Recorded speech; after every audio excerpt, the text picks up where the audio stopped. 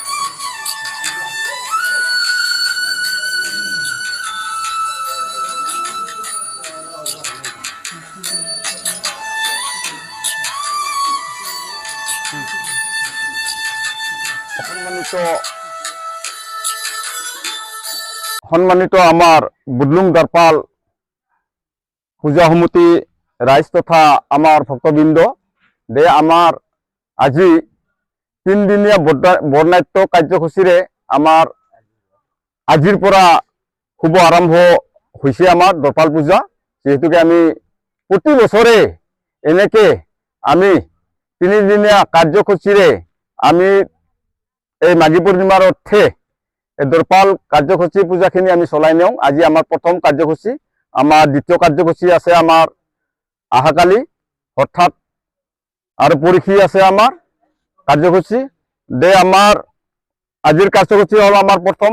দে দ্বিতীয় কাৰ্যসূচীত আমাৰ কি কয় ভৰ হয়, তৃতীয় কাৰ্যসূচীত আমাৰ সুৱাৰী উৎসৱ হয়। দে এনেকে আমি মোটামুটি 1913 চনৰ পৰাই আমাৰ স্থাপিত, যিহেতুকে আমাৰ অতি পুৰণি কালিয়া আমাৰ দাৰপাল, ইয়াত বহুত ৰহস্য আছে। সেই ৰহস্য গুণ গৰিমা আমাৰ ভক্তসকলে যিহেতুকে তেওঁলোকে গুণ গৰিমাখিনি পায়, সেই হিচাপে আমি প্ৰতি বছৰে এই পূজাখিনি আমি পালন কৰি আহিছোঁ।